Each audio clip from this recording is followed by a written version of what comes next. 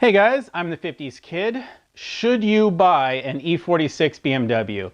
The short answer is no. The long answer is yes, but you should only do it if you are capable of working on your own car yourself, because let me tell you, a BMW will always have a problem. Ever since I've bought this car, I've owned it for about 2.5 years. Every month there has been something wrong. There's been another problem. That's been a good thing for me because I specifically wanted a project car.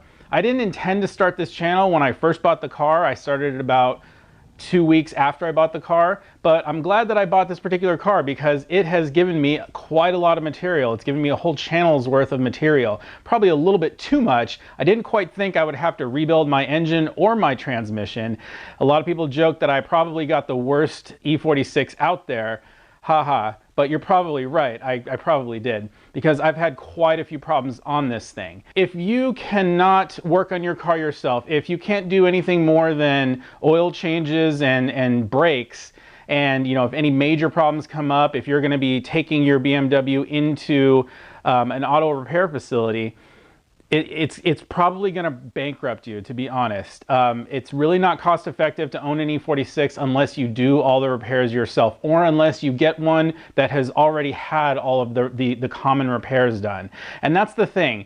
With these E40s, with an E46, they kind of need a lot of repairs done. The build quality isn't really that great. It's probably on par with an American car. It's nowhere near what a Japanese car is. Japanese cars can go, 100,000 miles from brand new before they even have any major problems. Like with a Honda, you have your first spark plug change and major timing belt service after 100,000 miles. But before that, nothing really major goes wrong. There are always going to be some exceptions to that. But with an E46, the coolant expansion tanks crack after about 90,000 miles. It happens on all of them. And let me tell you, if it happens to you, pull over, shut the car off immediately. Do not try to get it home. If you overheat your car and you let it overheat for an extended period of time, you will warp your cylinder head, and that will cause all sorts of coolant loss problems, possibly a little bit of compression loss, and you're looking at a rebuild right there. So if it ever happens to you, pull over,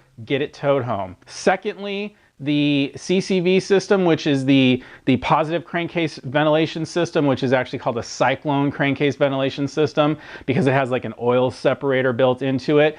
It's a poorly designed unit. It actually tends to clog up, especially in colder states. And the oil return hose that goes from the oil separator down to the dipstick tube, it likes to crack due to heat fatigue after so many thousand miles.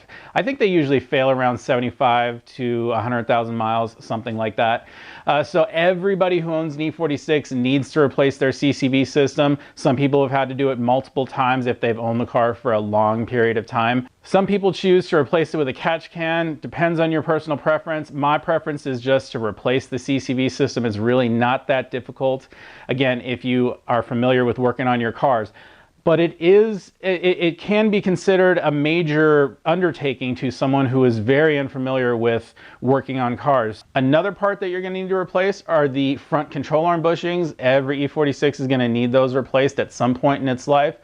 Also potentially the rear control arm bushings, but that's not as common. For instance, I haven't needed that done yet.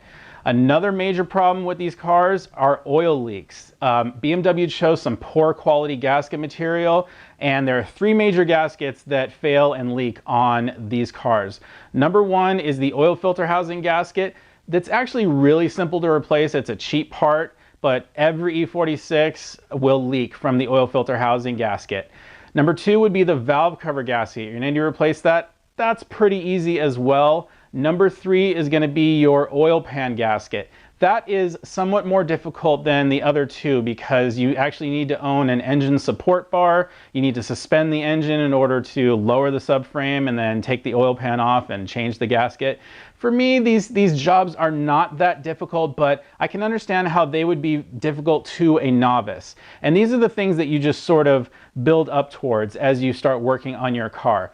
Speaking of which, it's actually it's easier than most to actually work on this car. BMW made it very easy to work on this car. It's got that good German engineering. I've worked on a lot of Japanese cars too, and they're just pains in the butt, and especially engines that are transversely mounted where, you know, they're mounted sideways and you got to do a timing belt on them. There's really no room to actually work up against the shock tower. But on these cars, the engine is mounted inline, so everything's real easy to get at and access. You just kind of need to take a couple of components off, but it's really not that difficult.